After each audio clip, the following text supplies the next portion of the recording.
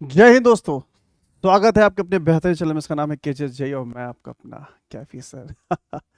तो कैसे हैं आप लोग? होप सभी लोग जबरदस्त और दबंग के साथ जिंदगी जी रहे होंगे। जलवा था, है और रहेगा। तो होप मैंने मतलब बहुत सारी वीडियोस बनाई हैं आपकी। अगर बहुत दिनों से मैं शायद इस चीज़ के लिए स्किप था क्योंकि मेरा लाइव सेशन चल रहा था कि स्पेशली क्लास 12 का इलेक्ट्रोस्टैट का। उसको ज़रूर देखिएगा अगर आपको मौका मिले। दे आर सुपर फाइन, बहुत मज़ेदार लेक्चर्स है। मतलब you can get a very new information, तुम बहुत कुछ नया सीखोगे वहाँ पर। अच्छा, आज का वीडियो बड़ा इंपॉर्टेंट है क्योंकि हम लोग मोशन वनडी में बहुत बहुत सारे टर्म्स क्लियर कर रहे थे। डिस्टेंस बताया, डिस्प्लेसमेंट बताया, स्पीड बताया, वेलोसिटी बताया, एक्सीलरेशन बताया। मैंने हर एक टर्म को डिफाइन किया है। एंड मैंने अभी बहुत लंबे टफ सवाल नहीं लिए क्योंकि पहले आपकी अंडरस्टैंडिंग डेवलप हो जाए, then we just take an example. हम पहले अंडरस्टैंडिंग डेवलप कर ले कि क्या चीज़ होती है क्या नहीं होती है। Now, right now, you have one of the most important topic in your entire physics, that is equation of motion. बहुत important topic है बच्चा, literally बहुत important है। मैं मान सकता हूँ कि इसके दम पे आप पूरा इलेक्ट्रोस्टैट्स और पूरा मैकेनिक्स झेलने वाले हैं। आप देखेंगे लाइफ में, अभी आप महसूस करेंगे जब थोड़ी आप 11-12 पढ़ेंगे तो ये कितना रोल निभाएगा आपका।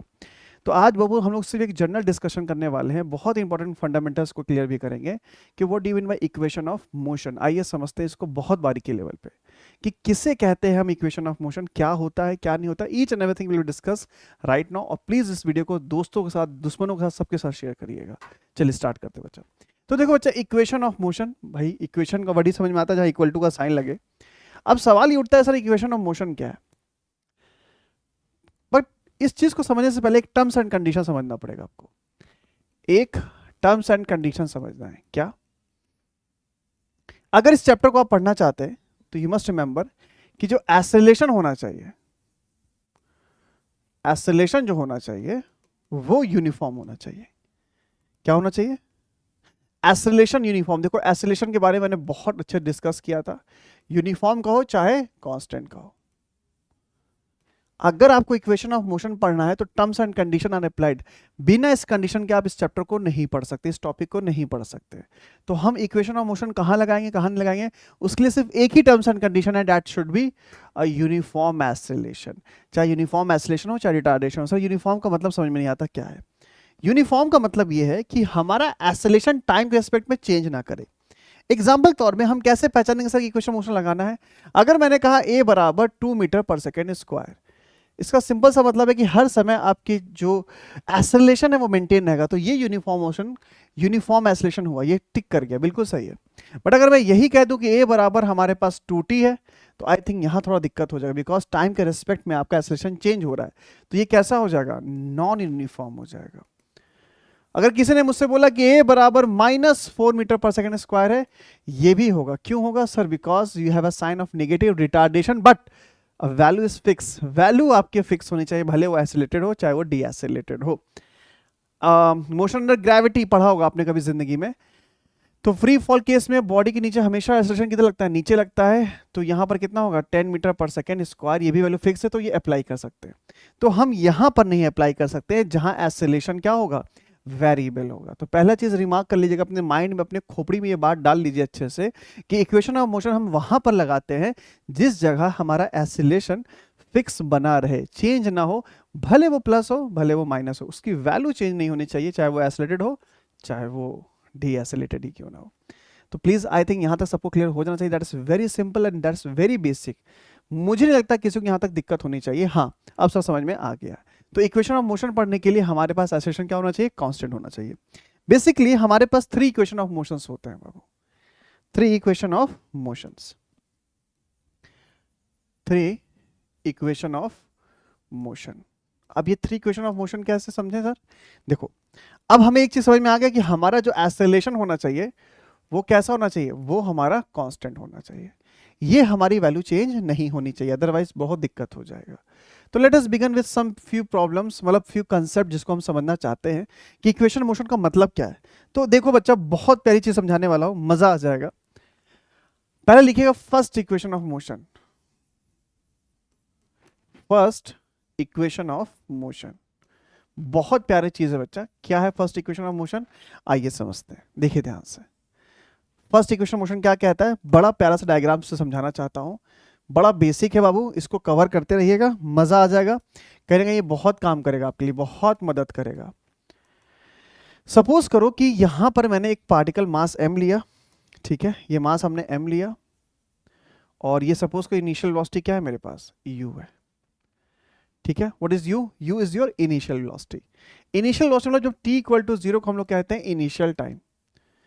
इनिशियल टाइम पर आपकी वेलोसिटी कितनी थी, दैट इज कॉल्ड इनिशियल, मतलब दैट इज u, u का सिंबल होता है।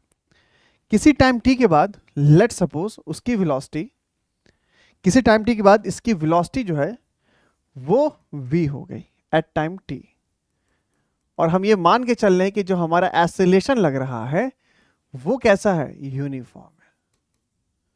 तो अपन को a v t में रिलेशन मिलना है, कैसे मिलेगा देखो ध्यान से, बहुत सिंपल है बच्चा। अगर मैं बात करूं एक्सेलरेशन को क्या डिफाइन किया है आपने, अगर मैं आपसे पूछूं एक्सेलरेशन, कौन सा एक्सेलरेशन, इंस्टैंटेनियस एक्सेलरेशन, मैंने सारी वीडियो बनाई बच्चा, इंस्टैंटेनियस एक्सेलरेशन कैसे डिफाइंड है, and that is very simple, a बराबर dv बाई dt। जाकर आप देखिए वीडियो को, आपको मजा आ जाएगा कि मैंने कितनी बारीकी से इसको समझाया है। नाउ फिर आप इसको लिख सकते हो क्या, dv बराबर a इंटू dt लिख सकते हैं, बिल्कुल ये रहा। आपको पता है कि ये हमारा a कैसा है, कांस्टेंट है, तो a इंटीग्रेशन से बाहर हम लोग कर सकते हैं। अब देखो बच्चा, यहां लिमिट लगाना होगा कैसे, जीरो टाइम पर, जब टाइम जीरो था मेरी वेलोसिटी कितनी थी, u थी, और जब टाइम t पे हमारी वेलोसिटी क्या हो गई, v हो गई। और आपको पता होना चाहिए dv का इंटीग्रेशन क्या है, v। अगर आपने बेसिक मैथ्स नहीं पढ़ा है तो प्लीज कमेंट सेक्शन में बताइए, मैं बेसिक मैथ्स भी आपका कवर कर दूंगा। तो v माइनस यू बराबर at, तो पहला इक्वेशन आपने क्लास 11 में ही पढ़ा होगा और क्लास 9th में पढ़ा होगा, तो इक्वेशन क्या आ गया बच्चा, v बराबर u प्लस at। क्या ये चीज समझ में आई कि नहीं आई, and that is very very important. मैंने क्या बोला, पूरा फिजिक्स संभालेगा ये। मैं धीरे धीरे सारा 1D का कंसेप्ट कवर कर दूंगा, फिर मैं सारे धीरे धीरे क्वेश्चन सारे लगवा दूंगा, इसी तरीके से धीरे धीरे करते करते हम लोग एक चैप्टर 11 का कवर करते चले जाएंगे, और मैं लाइव सेशन से क्लास 12 कवर करता चला जाऊंगा, मतलब आपको हर एक कंटेंट मिल जाए यहाँ पर। क्या यहाँ समझ में आया कि नहीं बच्चा, दैट्स वेरी सिंपल। तो फर्स्ट इक्वेशन मोशन क्या है बच्चा, v बराबर u प्लस at, बहुत बढ़िया। मगर अगर कोई आपसे ये पूछ ले कि ये इक्वेशन हम कब लगाएंगे, when we apply this equation the condition is that when acceleration become constant. ये इक्वेशन तभी वैलिड है जब एक्सेलरेशन क्या होना चाहिए, कांस्टेंट होना चाहिए। क्या ये समझ में आया कि नहीं आया, ये क्लियर हो रहा है कि नहीं हो रहा, that is very very simple, बहुत बढ़िया। अब देखो एक चीज नोट करके लिखिएगा, आपको पता ही है, मैं इसको वेक्टर का साइन दिखा देता हूं, ठीक है ना, वी यू वेलोसिटी एक्सेलरेशन ट्रैक्ट है, so put the value, put the known value with sign, ये नोट करके आप हमेशा रखिएगा। जब भी हम इस इक्वेशन को यूज करेंगे तो हमारे दिमाग में एक चीज बड़ी क्लियर होनी चाहिए कि जब भी आप इस इक्वेशन को यूज करने वाले होंगे आपको वैल्यू साइन के साथ रखनी होगी। साइन के साथ कैसे रखना होगा, आप एक साइन एजम्पशन मानेंगे, उस हिसाब से फिर सॉल्व करेंगे। तो मैंने equation of first equation motion को डिराइव किया और रिजल्ट क्या निकल के आया, v बराबर u प्लस at। बट ये कंडीशन मैंने क्या बताई कि इक्वेशन ऑफ मोशन लगाने के लिए सिर्फ एक ही कंडीशन थी, you must have an constant acceleration, otherwise बहुत दिक्कत हो जाएगा। क्लास 11 का पहला चैप्टर यही है बच्चा, बहुत इंपॉर्टेंट है, मजा आ जाएगा। तो यहां से समझ में आएगी, that is first equation v बराबर u plus at। Now next, अगर कोई नेक्स्ट पूछे इसका आगे क्या है सर, तो let us do some basic problem जो हमें बहुत काम देगा। कैसे, देखो ध्यान से, मैं आपको बहुत छोटे छोटे एग्जांपल इस पे बेस समझाना चाहूंगा, जिससे आपके, अभी मैं एकदम बेसिक सवाल ले रहा हूं बच्चा, ना मैं हो सकता है जेईई मेंस तक का ले लूं, मगर मैं अभी जब अच्छे सवाल लूंगा तो आपको बहुत मजा आएगा। देखो ये सवाल कह रहा है कि एक हमारे पास पार्टिकल है, इसकी इनिशियल वेलोसिटी दे रखी है u बराबर 8 मीटर पर सेकेंड और एक्सेलरेशन दे रखा है 4 मीटर पर सेकेंड, ठीक है ना, t इक्वल टू 0 पे। Find velocity of ball at t equal to 2 second. कैसे फाइंड आउट करेंगे, इट्स वेरी सिंपल। कैसे लगाओगे सर, अपन का इक्वेशन ऑफ मोशन क्या था, v बराबर u plus at। Very good, what about u, u is 8, what about a is 4 and that is 2, कितना आ गया 16 metre per second. That is very very simple बच्चा, बहुत आसान है। बहुत अच्छा लगा सर। नेक्स्ट क्वेश्चन देखो बच्चा, क्या पूछ सकता है एग्जामिनर आपसे, है ना। अब देखो मैं सवाल क्या कर सकता हूँ, ये तो मैं डायग्राम बना के दे रहा हूँ। अब क्वेश्चन देखिए नंबर सेकंड, कहेगा कि अ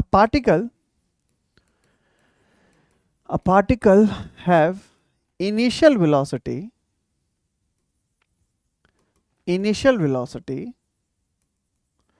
8 metre per second and have retardation, क्या बोल रहा है, और वो रिटार्डेशन भी उसमें हो रहा है, दैट इज ए बराबर 2 metre per second square. Find the time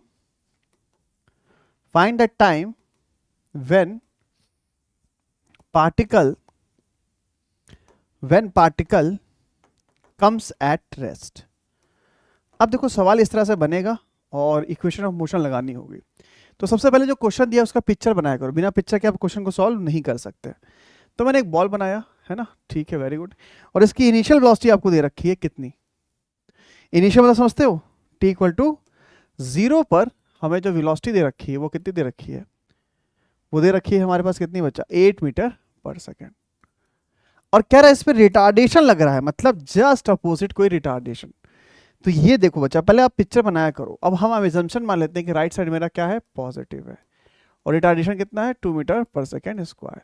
और रिटार्डेशन को फाइनली क्या आ जाएगा, कह रहा है कब ये रेस्ट पे आएगा, ये समय पूछा है। And that's very very simple. तो कैसे निकालोगे बच्चा, देखो v बराबर u प्लस ए टी। तो v कितना था मेरे पास, फाइनल वेलोसिटी कितनी थी, 0 थी। इनिशियल वेलोसिटी कितनी थी, 8, साइन के साथ रखिए। एक्सेलरेशन उधर साइड तो -2t बराबर 0। सो देयरफॉर t बराबर कितना आ गया, 4 सेकेंड बाद ही किस में आ जाएगा, रेस्ट पे आ जाएगा। क्या ये समझ में आया कि नहीं, दैट इज वेरी सिंपल। मैं तुमको इक्वेशन ऑफ मोशन सिर्फ यूज करना हल्का हल्का सिखा रहा हूँ। जेई ऐसा सवाल कभी नहीं पूछेगा, ठीक है ना, बट आपकी अंडरस्टैंडिंग बनना बहुत जरूरी है। नेक्स्ट देखो ध्यान से, अब सवाल क्या पूछ रहा है, बड़ा तगड़ा सवाल ये रहा, थर्ड वाला इंपॉर्टेंट है ना, एग्जाम नंबर सेकंड, ये इंपॉर्टेंट है। कह रहा है अ पार्टिकल, ये सभी लोग करेगा, is start from rest and have acceleration alpha, uniform है, for certain time, then after it retard with beta uniform and comes at rest, ठीक है ना। and total time of journey is capital T and total time of journey is T. Find maximum velocity। ये रहा सवाल। अब कैसे करेंगे इसको यार, बड़ा खतरनाक सवाल लग रहा है। आपको इक्वेशन ऑफ मोशन ही लगा कर सॉल्व करना है और कुछ नहीं करना है। तो कोई भी क्वेश्चन दिया पहले इसको क्या किस में ट्रांसफॉर्म करो बच्चा, पहले इसको डायग्राम में ट्रांसफर करो। कैसे, देखो ध्यान से, बड़ा इंपॉर्टेंट है ये। अरे अरे अरे आराम से सबसे पहले ये देखो, ये रहा, ये रेस्ट पे था, मतलब t इक्वल टू 0 पे वेलोसिटी कितनी थी आपकी, 0 थी, मगर इस पे लग रहा था एक्सेलरेशन। तो ये रहा अल्फा, तो ये जाएगा आगे हल्का देर के लिए, फिर क्या हो जाएगा बच्चा, अल्फा एक्सेलरेशन दिया तो वेलोसिटी बढ़ती जाएगी and let's suppose v not तक गया। फिर इसके बाद क्या रहा, जैसे कुछ टाइम के लिए किस पे गया, ये एक्सेलरेटेड होगा। फिर इसके बाद क्या हुआ इसके ऊपर, इसके बाद रिटार्डेशन आया and finally it comes at rest. और इसमें टाइम कितना लगा, t2। बट ये इनिशियल यहाँ शुरुआत हुई थी, है ना, इनिशियल ये था और फाइनल ये था। ठीक है, क्लियर हो रहा है कि नहीं हो रहा है, ठीक है पक्का। चलो अब एक बात समझो, सवाल समझ, पहले एक्सेलरेट करोगे तो वेलोसिटी बढ़ाते जाएगा v नॉट तक। फिर उसके बाद क्या कर रहा है, रिटार्ड कर रहा है, रिटार्ड करने के बाद उसका वेलोसिटी कितनी हो जाएगी, 0 हो जाएगी। आंसर पूछ रहा है कि v मैक्स, तो यहीं पर तो मैक्सिमम वेलोसिटी होगी बच्चा। भाई आपने बढ़ाया फिर घटाना शुरू कर दिया, अब v मैक्स कैसे निकाल ले। सबसे पहले बताओ T1 प्लस T2 कितना दे रखा है, कैपिटल T, ये तो आपको पता ही है। फिर इक्वेशन ऑफ मोशन कैसे लगाओगे बच्चा, v बराबर u प्लस AT। अब एक बात बताओ, यहाँ पर u कितना था, 0 था, v कितना था, v मैक्स था, तो T1 कितना आ जाएगा, v मैक्स अपॉन अल्फा। इसी तरीके से यहाँ पर कैसे लगाओगे, v बराबर u plus AT। Final velocity कितनी थी, 0। इनिशियल वेलोसिटी कितनी है, v max minus beta into T2। सो T2 कितना आ गया, v max upon beta. So therefore क्या आंसर आएगा बच्चा, आंसर क्या आएगा, कोई पूछेगा तुमसे तो ये आंसर हो जाएगा तुम्हारा v max upon alpha plus v max upon beta equal to capital T। So therefore v max को अगर तुमसे कोई पूछ लेगा तो alpha beta T upon alpha plus beta, this is your answer. तो बताओ बच्चा कैसे लगा, ये समझ में आया कि नहीं आया? That is very very simple case. तो हमने कुछ नहीं किया, हमने इसको दो पार्ट में ब्रेक कर दिया एंड फाइनली मैंने इक्वेशन को लिखना शुरू किया। तो we just apply the v बराबर u प्लस AT। कैसे अप्लाई करना है वो मैंने आपको सिंपल तरीके से सिखाया है। और ये सवाल हो सकता है जेईई मेंस में आ जाए, बट जेईई एडवांस ऐसा सवाल बिल्कुल नहीं पूछेगा। वो कैसा पूछेगा, जब तक आपके बेसिक क्लैरिटी तो ये समझ में आएगा कैसे यूज़ करना है। तो अपन ने बहुत छोटे 3 एग्जाम्पल लिए, डैट इज वेरी सिंपल। और मेरे हिसाब से आपने 3 इक्वेशन को, फर्स्ट इक्वेशन को समझना, फील करना शुरू कर दिया होगा, ठीक है ना। अब हम चलते हैं सेकेंड इक्वेशन मोशन की तरफ।